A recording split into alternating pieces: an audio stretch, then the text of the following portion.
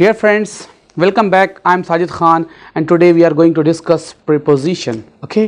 देखो प्रीपोजिशन को गौर से देखो, मैं इसे आसान करने की पूरी कोशिश करूँगा. ठीक है, प्रीपोजिशन से कई क्वेश्चंस आते हैं, बच्चों को बहुत ही प्रॉब्लम होती, मैं आपको आसान ट्रिक और टेक्निक से इसे आसान कर दूँगा. ठीक है, तो एक तो प्रीपोजिशन से जो क्वेश्चंस आते हैं वो फिल इन द ब्लैंक्स आ जाते हैं. ठीक है, कई बार कुछ देखो, कुछ तो ऐसे वर्ड्स हैं जैसे नाउन्स, कुछ प्रीपोजिशन नाउन के बाद आते हैं, कुछ वर्ब्स के बाद आते हैं और कुछ एडजेक्टिव्स के बाद आते हैं. तो कुछ तो याद किया जा सकता है बट कुछ को समझना भी है. तो मैं समझाऊंगा कि देखो कैसे प्रीपोजिशन को यूज़ करते हैं. तो सबसे पहला क्वेश्चन कि प्रीपोजिशन कहते किसे हैं. ठीक है, तो प्रीपोजिशन कहते किसे हैं. Preposition is a word which is used before a noun और pronoun to show its relation with other words. इसका काम क्या है, किसी नाउन और प्रोनाउन के पहले आता है और वो दूसरे नाउन से रिलेट करता है. ठीक है, तो जब कभी प्रीपोजिशन आए याद रखो इसके बाद हमेशा एक नाउन या प्रोनाउन आना चाहिए और वो कैसा होना चाहिए, वो ऑब्जेक्टिव केस में होना चाहिए. मीन्स देखो जहाँ तक प्रीपोजिशन की बात है तो दो इम्पोर्टेंट रूल आप याद रखो. अभी मैं प्रीपोजिशन पढ़ाया नहीं कि क्या क्या है, बट लेकिन दो रूल आपको सिखा दूँ ताकि गलती ना हो. पहला रूल क्या है कि प्रीपोजिशन के बाद जो भी नाउन और प्रोनाउन आएगा वो कौन से केस में होगा, ऑब्जेक्टिव केस में. ठीक है, मीन्स ऑब्जेक्ट होगा. तो देखो सब्जेक्ट की अगर हम बात करें,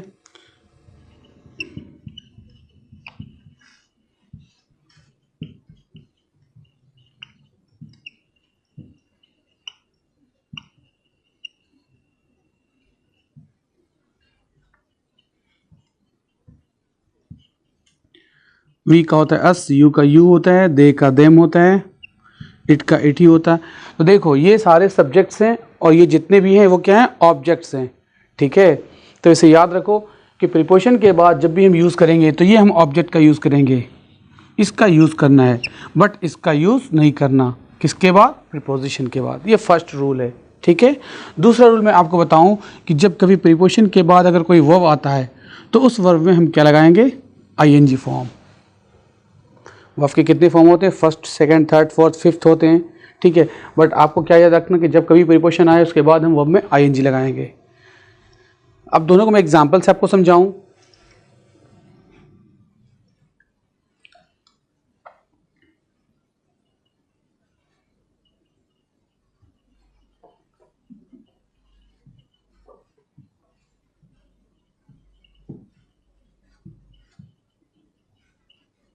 Look at this sentence.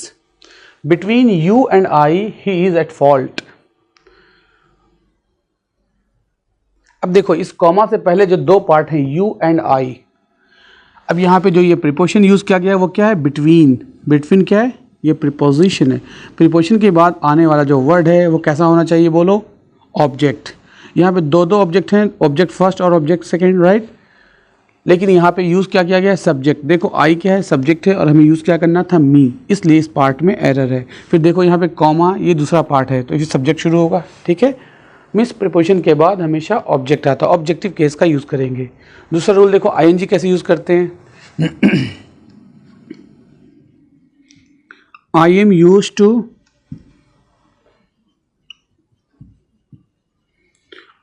To cycling in the morning. देखो यहाँ पे जो टू है ये क्या है, प्रीपोजिशन है. ठीक है, और प्रीपोजिशन के बाद जो वर्ब आता है वो क्या है, साइक्लिंग. इसी तरह अगर मैं देखो यहाँ पे यूज़ करूँ आई यूज टू, फिर साइकिलिंग नहीं कहेंगे, साइकिल कहेंगे. I use to cycle in the morning.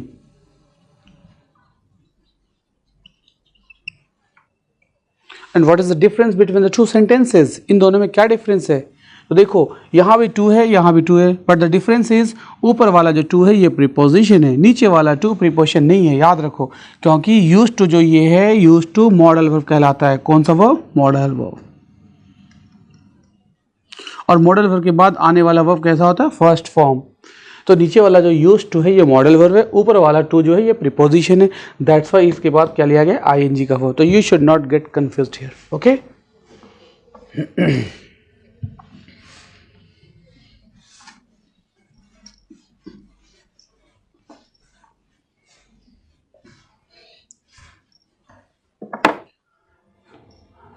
तो जैसे मैं एक एग्जांपल से आपको समझाऊं, इसमें मैं कहूँ the dog is on the table, okay. Where is the dog, on the table. On यहाँ पे क्या है, प्रीपोजिशन है जो क्या है किसी वर्ड के पहले यूज हुआ है, टेबल के पहले। ये टेबल क्या है, नाउन है, और ये रिलेट किसे कर रहा है, रिलेशन बताता है क्या, ओके। ये तो देखो टेबल और डॉग के बीच रिलेशन क्या बता रहा है, on. Where is the dog, on the table. अगर ये प्रीपोजिशन बदल दो तो इनके बीच में रिलेशन चेंज हो जाएगा। तो याद रहे कि जब कभी कोई क्वेश्चन सॉल्व करो जो प्रीपोजिशन से रिलेटेड हो तो ध्यान क्या रखना है, दो नाउन या दो प्रोनाउन को ध्यान रखना है, ठीक है, और उसी के बीच में रिलेट करना, रिलेशन बताना है कि कौन से इसमें है, ठीक है, उसी हिसाब से करते हैं। अब ये प्रीपोजिशन होते हैं, preposition of place, preposition of time, अलग अलग तरह के होते, बट मैं आपको कुछ डिफरेंसेस दिखाऊं। जैसे मैंने यहाँ पे यूज़ किया ऑन, दूसरा क्या है प्रीपोजिशन अपॉन। ऑन और अपॉन, अब इन दोनों में क्या डिफरेंस है,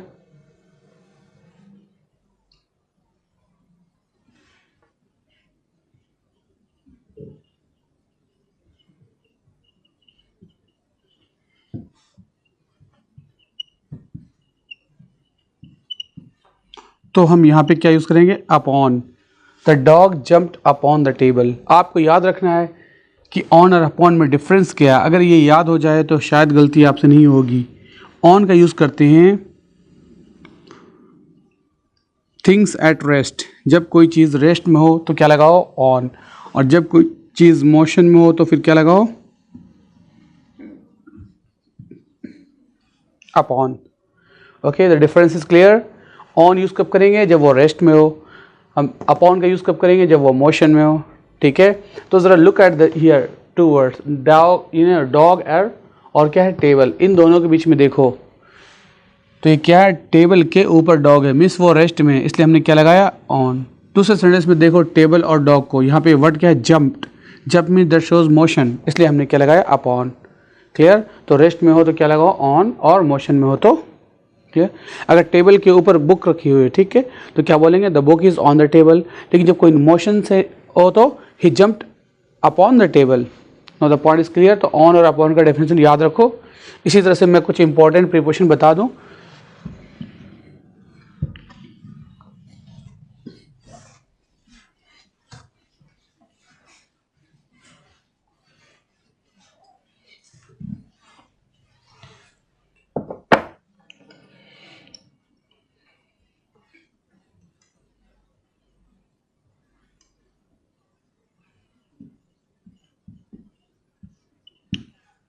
देखो उसी तरह से होता है इन और इनटू।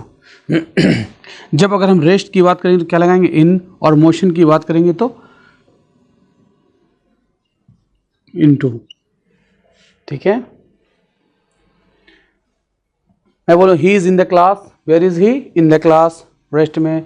लेकिन अगर कोई मोशन के साथ कोई बाहर से अंदर की ओर आ रहा है तो फिर हम क्या लगाएंगे, इनटू का यूज़ करेंगे, ठीक है। इनटू के वैसे कई यूज़ होते हैं, जिसमें से मैं बताऊं कि अगर किसी चीज़ के अंदर मोशन हो तो हम क्या यूज़ करेंगे, इनटू, और अगर कोई चीज़ रेस्ट में हो तो नो, इन। इसके अलावा भी कई यूज़ हैं इनटू के। अगर कोई चीज़ ऊपर से नीचे की ओर जा रही है मोशन में, ठीक है, तो भी हम इनटू यूज़ करते हैं। और अगर कोई चीज़ बाहर से अंदर आ जाए मोशन के साथ, he, okay, he came into this class, ठीक है, इस मीन्स कि वो मोशन के साथ आया है। और अगर हम ऊपर से, जैसे the dog fail into the well, कुएं में गिरा है, तो क्या है, ऊपर से उसके अंदर मोशन है, इसलिए हम इनटू का भी यूज़ करेंगे। और इनटू का एक यूज़ देखो, जब कोई चीज़, जैसे मैं कहूँ ट्रांसलेट हिंदी इनटू इंग्लिश, तो हिंदी को किस में ट्रांसलेट करना है, इंग्लिश में। जब किसी एक चीज़ को दूसरे चीज़ में ट्रांसलेट करना हो, ट्रांसफॉर्म करना हो या चेंज करना हो, तो ऐसे केस में हम क्या लगाएंगे, इनटू का यूज़ करेंगे, याद रहे, ठीक है। जैसे मैं कहूँ translate these sentences into English, ठीक है, तो हिंदी से इंग्लिश, तो from Hindi into English use करेंगे, ठीक है। इसी तरह अगर हम बात करें कि इनमें क्या अंतर है, इनटू और ऑन टू में, तो इनटू और ऑन टू में देखो क्या डिफरेंस है। ये दोनों का यूज़ जो हम करेंगे वो किसके लिए, इन मोशन। इनटू का यूज़ भी क्या होगा, मोशन के लिए, और ऑन टू का भी यूज़ मोशन के लिए। Then what is the difference between into and onto. The difference is, अगर किसी ऑब्जेक्ट की इंटायरली मोशन की हम बात करें और वो ऊपर से नीचे की ओर आ रहा हो तो इनटू, और नीचे से ऊपर की ओर जा रहा हो तो ऑन टू। ठीक है, मीन्स अगर वो मोशन देखो इस तरह से यूं हो तो हम क्या लगाएंगे, इनटू, और अगर नीचे से ऊपर की ओर जा रहा हो तो onto. Is the picture clear? मुझे दो एग्जाम्पल से समझाना। ओके, मैं आपको दो एग्जाम्पल समझाता हूं। जैसे देखो, द कैट sprang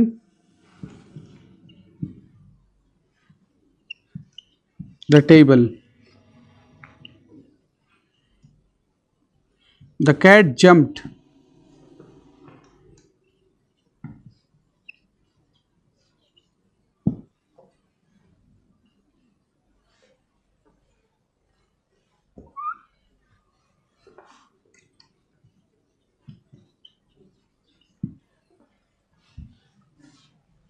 देखो यहाँ दो सेंटेंसेस हैं, तो यहाँ पे देखो गौर से देखो, the cat and the table, ये दोनों नाउन है।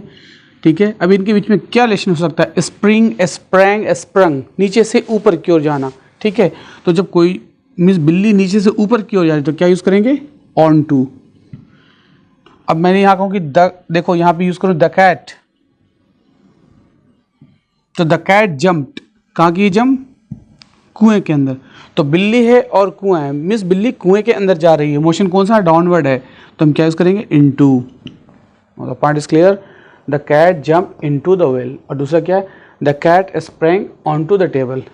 The point is clear.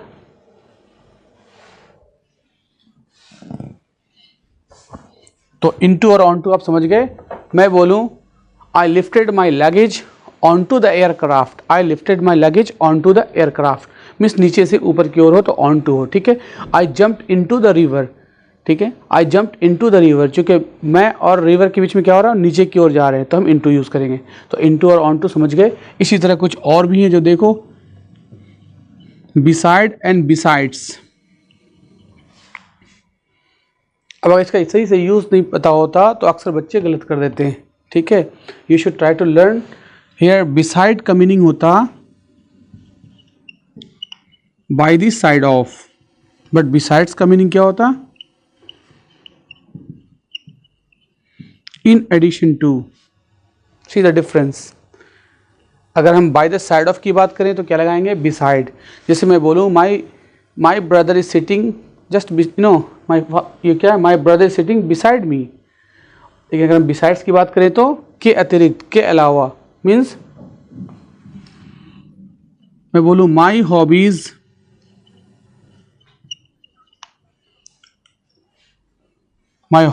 Are swimming, cycling, besides cooking. See here, my hobbies are swimming, cycling, besides cooking. Besides means in addition to cooking. In addition to cooking, my hobbies are this.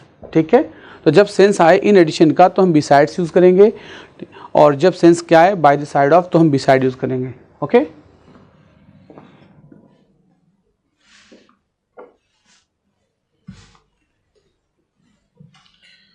देखो ये exam में ये question पूछा गया था, they always stood me through thick and thin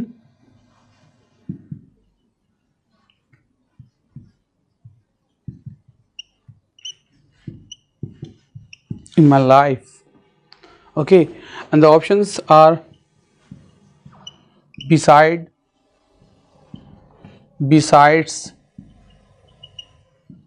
by,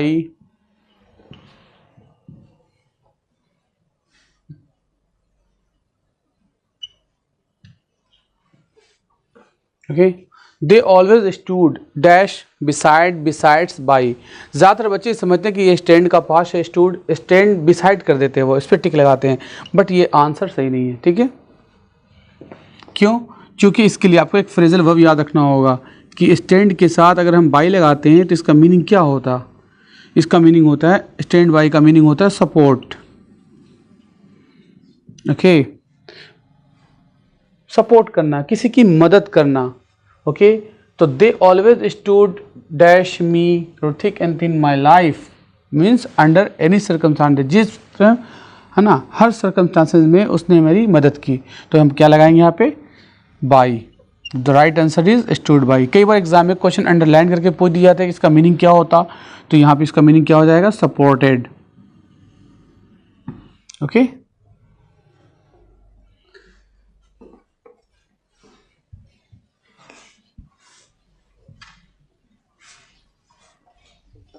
इसी तरह देखो, अगर हम बात करें बिटवीन,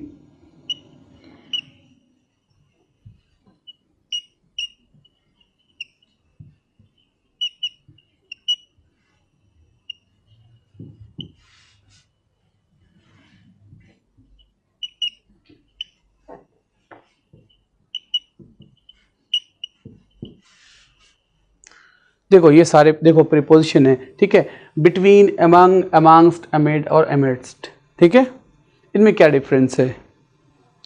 तो हम बिटवीन का यूज़ कब करते हैं, when we talk about two person, right. अगर दो पर्सन के बीच की बात हो रही है तो हम क्या लगाएंगे, between, between Ram and Shyam. Okay, और ये भी याद रखना है कि बिटवीन के साथ जब भी यूज़ करेंगे तो एंड का यूज़ करेंगे। ओके, और फ्रॉम के साथ टू। इसमें बोलूं, you can meet me between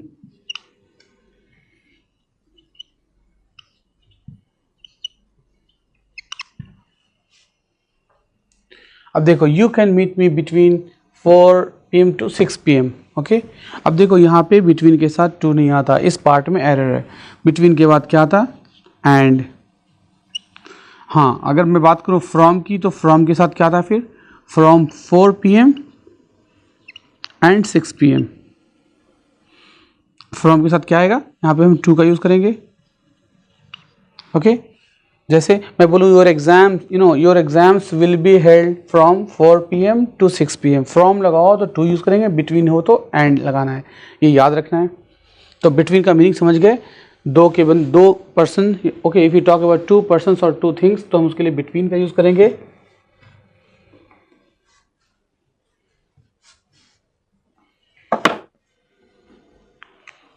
अब जैसे देखो, अगर दो से ज़्यादा भी 4-5 बंदे हैं, ठीक है, लेकिन उनके बीच में एक सीक्रेट टॉक हो रहा है, बहुत क्लोजनेस है, तो फिर हम बिटवीन यूज़ कर सकते हैं। जैसे there is a secret discussion या secret talk between the 5 members okay of the family. किसी परिवार के ये 5 मेंबर्स हैं, पाँचों क्या सीक्रेट बातें कर रहे हैं, तो फिर हम वहाँ पे इस सेंस में बिटवीन का यूज़ कर सकते हैं, ठीक है। लेकिन जब हम उसके डिस्ट्रीब्यूट की बात करेंगे तो फिर एमंग यूज़ करेंगे। एमंग का मीनिंग क्या होता, मोर देन टू, दो से ज़्यादा हो तो एमंग यूज़ करेंगे। For example, sweets will be distributed among the children, बच्चों के बीच में मिठाइयाँ बांटी जाएगी, ठीक है, तो यहाँ पे ये लगाएंगे। बट अगर शर्त हो कि 2 ही बच्चे हैं तो फिर हम बिटवीन यूज़ करेंगे। अब नाउ द क्वेश्चन इज कि what is the difference between among and amongst. Among का मीनिंग भी होता है 2 से ज़्यादा और एमंगस्ट का मीनिंग भी होता है 2 से ज़्यादा, तो याद रहे।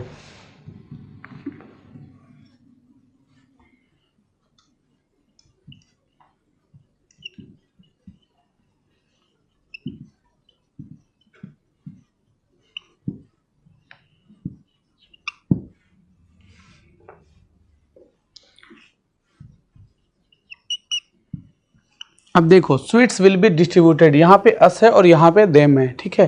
अगर हम यूज़ करते हैं एमंग और एमंग्स के कॉन्टेक्स्ट में तो याद रहे कि इसके पहले हम क्या लगाएंगे, एमंगस्ट, और इसके पहले among. Why, the reason behind it is कि देखो इसका जो है साउंड वो वावेल है, क्या, अस, इसका क्या है, देम। तो जब साउंड क्या है, वावेल, तो हमें क्या लगाना, एमंगस्ट, और अगर कॉन्सोनेंट हो तो एमंग, याद रखोगे। अब मैं बोलूं कि the property will be divided, okay, divided among the 5 brothers, 5 भाइयों के बीच में हमने क्या यूज़ किया, ठीक है, एमंग का यूज़, चूँकि वहाँ क्या यूज़ किया, एमंग द 5 ब्रदर्स, और अगर उसका साउंड किसी का क्या है वोवेल आए तो हम क्या यूज़ करेंगे एमंगस्ट।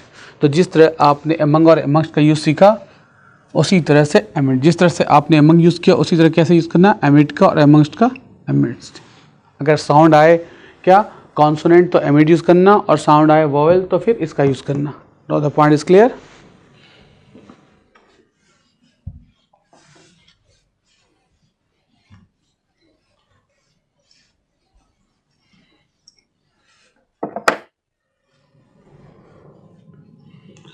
मैं आपको सिखाऊं the use of eight,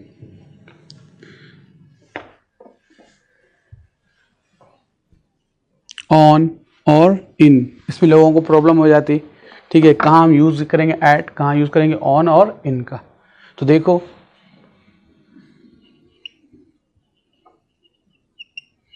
eight down या एट डस्क, सुबह का टाइम जो होता है भोर जिसे कहते हैं, और शाम का डस्क, इन दोनों के पहले हम क्या यूज़ करते हैं एट, ठीक है।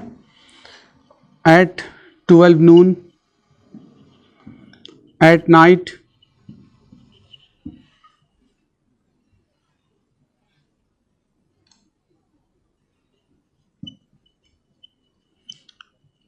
Eight Nirman Vihar,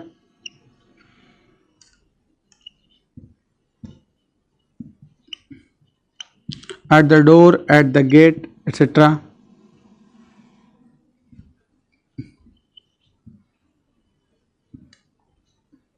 At 7 o'clock, इन सब के साथ हम किसका यूज़ करते हैं एट का, ठीक है। क्या याद रखोगे कि व्हेन वी टॉक, अगर कोई स्मॉल प्लेसेस की हम बात करें, छोटे छोटे जगह की बात करेंगे तो इसके पहले आर्टिकल एट का यूज़ करेंगे, ओके। जितने दिन भी हो, जैसे on Sunday, on Monday, on Tuesday, Wednesday, सबके साथ हम क्या लेंगे ऑन का यूज़ करेंगे। बट अगर हम मंथ की बात करें तो क्या लेंगे, इन सब के साथ क्या लेंगे इन का यूज़ करेंगे, ठीक है। इसी तरह देखो ऑन 15 अगस्त 1947, तो देखो 15 हो, 2 अक्टूबर हो, 3 है ना, 3 जुलाई, 5 इस तरह से वर्ड हो तो इसके पहले हम क्या यूज़ करेंगे ऑन। बट डायरेक्ट अगर हम ईयर की बात करते हैं 1947, ठीक है, 1869, इनके साथ हम इनका यूज़ करेंगे।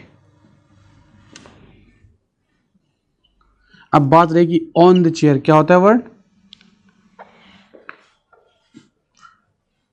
यहाँ पे वर्ड आता है ऑन चेयर और दूसरा क्या है इन चेयर, इनमें क्या डिफरेंस है, ऑन बेड और ये क्या है in bed, time and in time.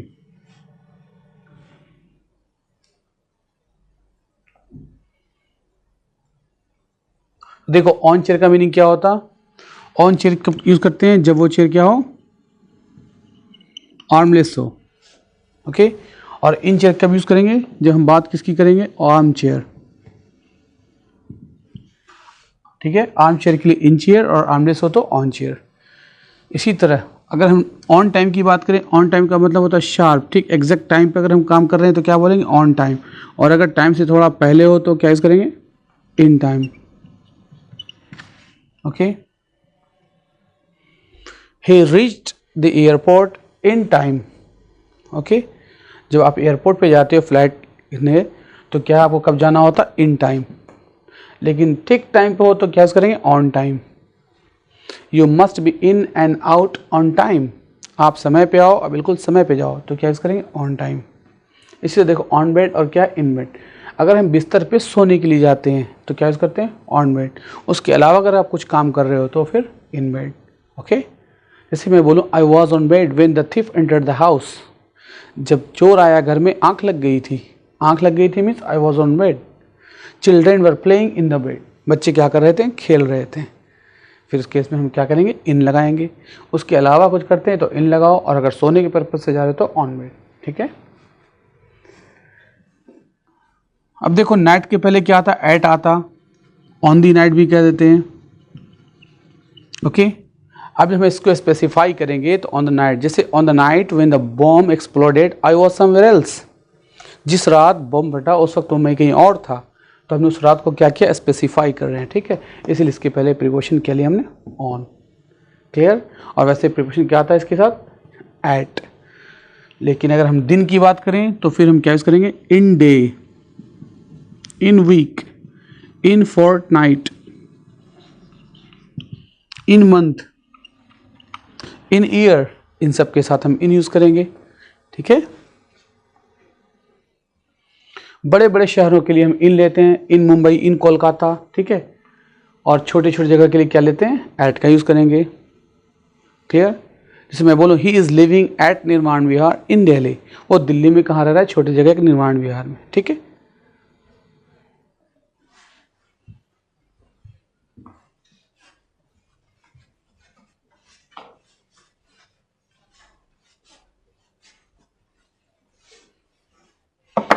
अब देखो एक प्रीपोजिशन क्या है, अगेंस्ट।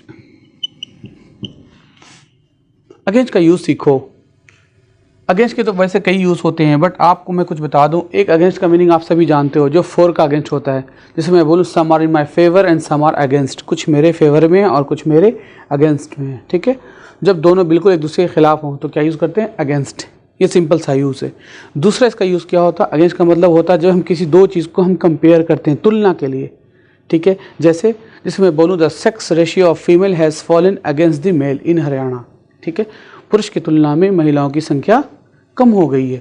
तो वहाँ हम तुलना करें, कंपेयर करें तो क्या लगाओगे, जैसे रुपये और डॉलर को हमेशा हम क्या करते हैं, तो दूसरे अगेंस्ट ईच अदर। अगर इंडिया और पाकिस्तान के बीच में मैच होने वाला है तो दोनों की स्कोर वगैरह को हम क्या करते हैं, कंपेयर करते हैं, तो वहाँ पे अगेंस्ट ईच अदर कहेंगे। ठीक है। तीसरा यूज है जो सबसे इंपॉर्टेंट है, जब किसी चीज़ के हम कॉन्टैक्ट की बात करें, in contact with something, I mean no के स्पर्श में, किसी चीज़ के स्पर्श की बात करें तो फिर हम अगेंस्ट का यूज़ करते हैं, जो इम्पॉर्टेंट है। जैसे देखो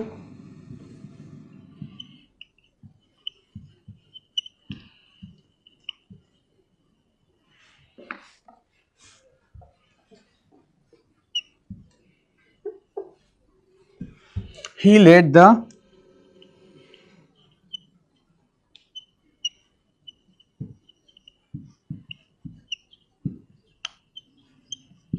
laid the ladder against the wall। Against का यहाँ यूज क्यों किया गया, देखो दी वॉल, ये दीवार है। ठीक है। दीवार पे सीढ़ी लगाया गया है, तो दीवार और सीढ़ी को देखो, ये क्या है, अगेंस्ट। ठीक है। इसके कांटेक्ट में, इसके स्पर्श में, इसलिए क्या यूज करते हैं। आप मेट्रो पे सफर करते हो तो वहाँ क्या अनाउंसमेंट सुना जाता है कि don't lean against the door, दरवाजों के सहारे ना खड़े हों। तो जब किसी चीज़ के सहारे अगर हो तो उसमें क्या बोलते हैं, अगेंस्ट। याद रहेगा। ठीक है। तो he led the ladder, okay, against, don't lean against the railings. ठीक है। रेलिंग के सहारे ना खड़े हों, तो फिर उस केस में क्या यूज करेंगे, अगेंस्ट। नेक्स्ट देखो अक्रॉस।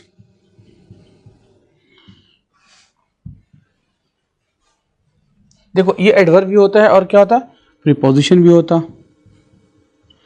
जैसे मैं बोलूं he can swim across the river, he can swim across the river. अब यहाँ देखो स्विम क्या है, ये वर्ब है, वर्ब को मॉडिफाई कर रहा है तो क्या है, ये एडवर्ब। ठीक है। वो तैरकर नदी से इस पार से उस पार जा सकता है, तो क्या बोलेंगे, अक्रॉस। जब हम प्रीपोजिशन की तरह यूज़ करेंगे तो क्या बोलेंगे, there is a village across the river, नदी के उस पार क्या है, एक गांव है। ठीक है। वो हम यूज़ करेंगे प्रीपोजिशन की तरह कि there is a village across the river. और इससे अगर फ्रेजल वर्ब की हम बात करें तो देखो कम अक्रॉस। याद रखो जब कम के साथ अक्रॉस होता है कुछ, तो याद आपको पहले से रखना होगा, कम अक्रॉस या रन अक्रॉस। इन दोनों का मीनिंग होता to find somebody something by chance। okay, if you find somebody something by chance तो हम उसे क्या बोलते हैं, come across या run across। ठीक है। जैसे I came across my childhood, I came across my childhood friend in Mumbai में मेरी मुलाकात किससे हो गई, बचपन के दोस्त से। ठीक है। अचानक मिलना, आमना सामना होना, या फिर कोई अनएक्सपेक्टेड प्रॉब्लम हो जाती है, उसे भी हम क्या बोलते हैं, कम अक्रॉस या रन अक्रॉस। ठीक है।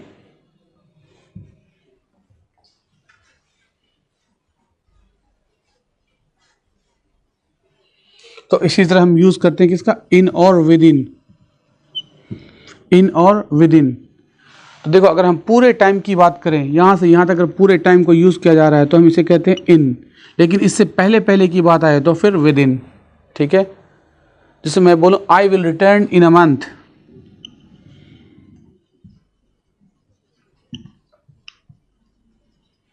I will return in a month, ठीक है। और अगर मैं यूज़ करूँ I will return with in a month, तो इन और विद इन दोनों का यूज़ कर सकते हो, but the difference is I will return in a month पूरे 1 महीने बाद आऊँगा, 30 दिन तक रहूँगा, तो उससे हम इन यूज़ करेंगे। I will return with in a month मतलब 1 महीने के अंदर कभी भी आप आ सकते हो, तो फिर क्या यूज़ करेंगे, विद इन अ मंथ। इन और विद इन समझ गए। अब ये एडवर्ब भी होते हैं इन और विद इन, जिसे मैं बोलूँ ठीक है, इज़ द डॉक्टर इन, वो वहाँ पे एडवर्ब हो गया, क्या डॉक्टर हैं अपने चैम्बर में, is the doctor in. Is your father with in, क्या आपके पापा घर पे हैं, तो यहाँ क्या है, विद इन एडवर्ब की तरह भी यूज़ करते हैं। बट यहाँ पे चूंकि 2 नाउन, कोई क्या कर रहा है, 2 नाउन या प्रोनाउन को अगर ये करता है लेट, तो उसे हम प्रीपोजिशन की तरह यूज़ करते हैं। इन 5 मिनट्स कहने का मतलब पूरे 5 मिनट तक की बात हो रही है, विद इन 5 मिनट्स 5 मिनट्स के पहले पहले जो, ठीक है। देखो एक है टू, तो दूसरा क्या है टूवर्ड्स। इन दोनों में डिफरेंस याद रखो कि जब हम डेस्टिनेशन की बात करें तो हम टू यूज़ करेंगे, ठीक है। और टुवर्ड्स डायरेक्शन की जब बात करें तो क्या लगाओगे, टू, ठीक है। टू का यूज़ करेंगे डेस्टिनेशन के लिए और टुवर्ड्स यूज़ करेंगे डायरेक्शन के लिए। जैसे मैं बोलूँ कि I am going to the station, मैं कहाँ जा रहा हूँ, स्टेशन जा रहा हूँ, तो ये स्टेशन क्या है, डेस्टिनेशन है।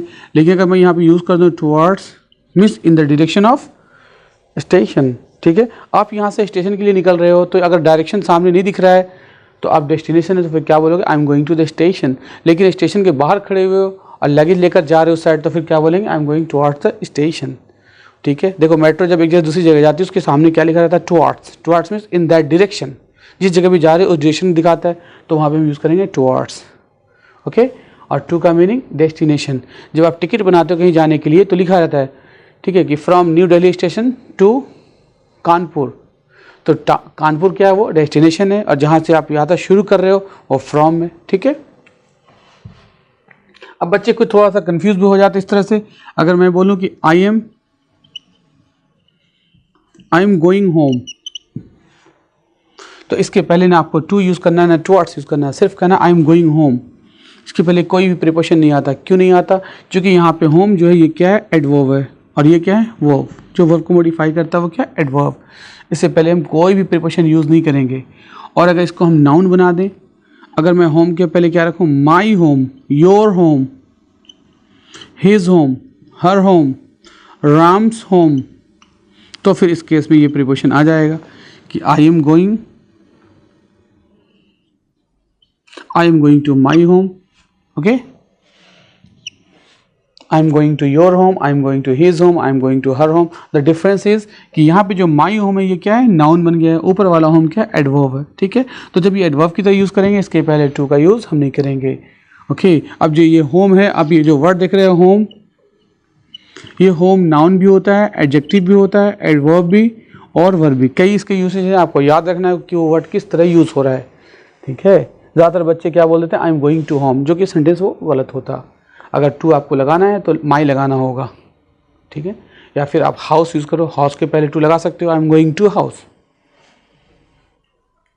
तो एक वर्ड है होम, दूसरा क्या है, अब्रॉड। इन दोनों के पहले टू का यूज़ नहीं करना है। आई एम गोइंग होम या आई एम गोइंग अब्रॉड, इनके पहले टू का यूज़ नहीं करेंगे, वरना सेंटेंस गलत हो जाएगा।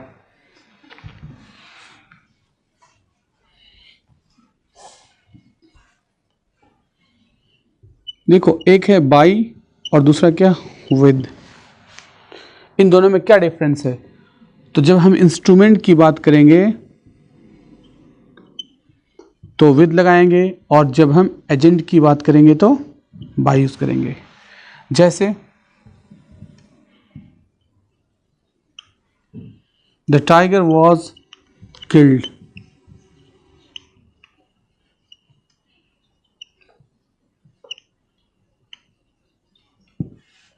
देखो द टाइगर वॉज किल्ड, मारने, ओके, किसने मारा, कौन एजेंट है, तो वो क्या है, राम। तो यहाँ पे क्या यूज़ करेंगे, बाय राम। और मारने में कौन से इंस्ट्रूमेंट का यूज़ किया गया, स्वॉर्ड, तलवार का यूज़ किया गया, तो यहाँ पे क्या लगाएंगे, विद, क्लियर। तो the tiger was killed by Ram. जब भी हम किसी एजेंट की बात करें, जो पैसिव वॉइस आप बनाते हो तो क्या यूज़ करते हो, बाय यूज़ करते हो, ठीक है। कब यूज़ करते हो, जब उसके द्वारा कोई काम किया जाए, एजेंट हो। लेकिन अगर हम किसी इंस्ट्रूमेंट की बात करें तो विद। मैं एक सवाल पूछूं,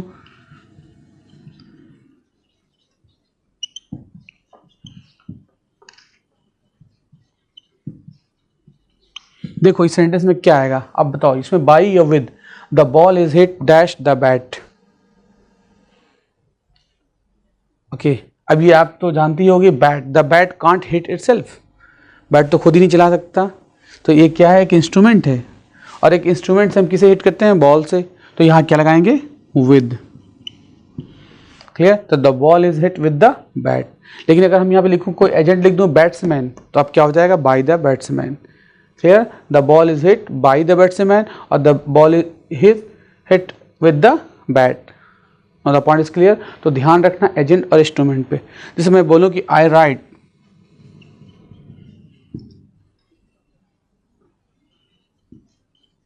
with,